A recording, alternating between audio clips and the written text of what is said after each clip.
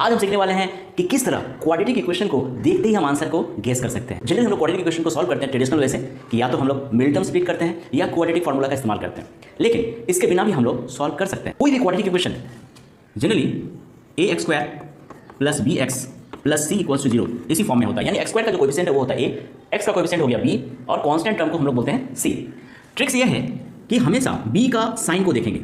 b का sign अगर positive है, b का साइन अगर पॉजिटिव है तो हम x का कोएफिशिएंट यानी b और कांस्टेंट यानी c दोनों का साइन को हम क्या करेंगे, चेंज कर देंगे। लेकिन अगर b का साइन नेगेटिव है, माइनस है, तो सिर्फ b का साइन ही चेंज करेंगे। यहाँ क्या देख रहे हैं कि b का साइन है प्लस, यानी b का और c का दोनों का उल्टा साइन लेंगे। b का साइन है प्लस तो लिखेंगे माइनस और c का साइन है प्लस तो लिखेंगे माइनस। अब 12 को हम x² का कोएफिशिएंट क्या है 1 के साथ प्रोडक्ट करेंगे तो आएगा 12। 12 को हम इस तरह से स्प्लिट करेंगे कि जो दो नंबर आएगा उसे ऐड करने से 7 आना चाहिए। ऐड क्यों, सब्ट्रैक्ट क्यों नहीं, क्योंकि कांस्टेंट टर्म का साइन प्लस है। तो 12 को हम लिख सकते हैं 3 × 4, यानी 3 + 4 करने से जो b का वैल्यू 7 आता है।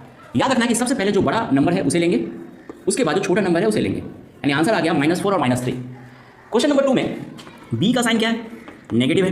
नेगेटिव है तो क्या बताया, अगर b का साइन नेगेटिव है तो सिर्फ b का साइन को ही बदलना है। b का साइन है माइनस तो हम लेंगे प्लस, और कांस्टेंट टर्म का माइनस है तो माइनस ही रहेगा। अब कांस्टेंट टर्म है 40 और x² का कोएफिशिएंट है 1, दोनों को प्रोडक्ट करेंगे तो आ गया 40। अब 40 को कुछ इस तरह से हम स्प्लिट करेंगे कि जो दो नंबर आएगा उसे अगर सब्ट्रैक्ट करेंगे तो आंसर 6 आना चाहिए। सब्ट्रैक्ट क्यों करेंगे, क्योंकि कांस्टेंट टर्म में सब्ट्रैक्शन का साइन है।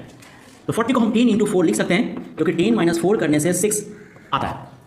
अब क्या बताया, सबसे पहले बड़ा नंबर को लेंगे यानी 10 + 10, उसके बाद 4, यानी आंसर आ गया 10 और -4। 10 और -4 x का दो वैल्यू है। क्वेश्चन नंबर 3 और 4 को करने के समय काफी अलर्ट रहना पड़ेगा। यहाँ क्या देखना है कि b का साइन है नेगेटिव, अगर साइन नेगेटिव होता है b का तो सिर्फ b का साइन को बदलेंगे, यानी माइनस है तो हम प्लस लिखेंगे, और कांस्टेंट टर्म का जो साइन है वही रहेगा। अब 9 × 2 कितना आता है 18। 18 को इस तरह से हम दो नंबर में तोड़ेंगे कि उसे सब्ट्रैक्ट करने से 3 आना चाहिए। सब्ट्रैक्ट क्यों, क्योंकि यहाँ पर कांस्टेंट टर्म का साइन सब्ट्रैक्शन है। तो 6 × 3, क्योंकि 6 - 3 करने से 3 मिल जाता है।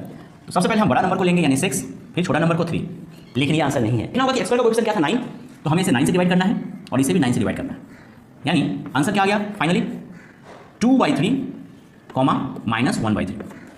ठीक उसी तरह क्वेश्चन नंबर 4 में b का साइन पॉजिटिव है, यानी b का साइन बदल जाएगा, और कांस्टेंट टर्म जो है c इसका भी साइन प्लस है तो ये भी बदल के माइनस हो जाएगा।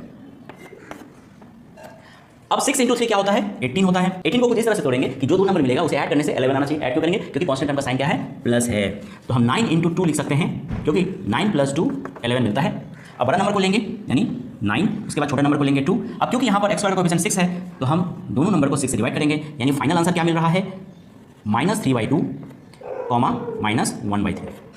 ट्रिक्स अगर मजेदार लगा तो चैनल को सब्सक्राइब करना ना भूले और एक लाइक तो बनता है।